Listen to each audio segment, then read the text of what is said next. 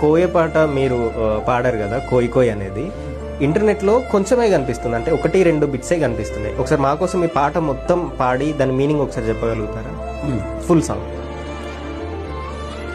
కోయా రే కోయి కోయి కోయా బామారే సందమామా కోయి కోయి కోయి కోయి కోయా రే కోయి బామారే సందం అంటే సందమామ లాంటి అందం కలిగిన మనుషులు.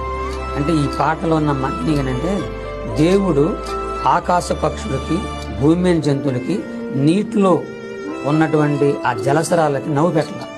వాటికి నవ్వు లేదు. అవి నవ్వుతే మనం ఉండం భూమి మీద. జంతువులు నవ్వుతే, ఆకాశ పక్షులు నవ్వుతే మనం భూమి మీద ఉన్నాం. వాటికి నవ్వు పెట్టాల. కేవలం మనిషికి మాత్రమే దేవుడు నవ్వు పెట్టాడు. ఆ నవ్వుని సాతానుడు అనేవాడు కుటుంబాల పరంగా, భార్యాభర్తల ప్రకారంగా, సమాజ ప్రకారంగా మనుషులకు నవ్వు లేకుండా చేసేస్తున్నాడు. నవ్వు లేకుండా దుఃఖంలో ముంచేశాడు. అలాంటి దుఃఖంలో నుంచి దేవుడిని చెప్పాడంటే, మీ దుఃఖమును సంతోషంగా మారుస్తా నా దగ్గర రమ్మన్నాడు. పిలిపి 4:4 ప్రకారంగా ప్రభునందు ఆనందించుడి, మరలా చెప్తును ఎప్పుడు ఆనందించండి. ఈ రోజున డాక్టర్ మహానుభావులు కూడా కొన్ని చెప్తున్నారు, మీకు రోగాలు రాకుండా ఉండాలంటే మేను నవ్వండి, సంతోషం ఉండండి.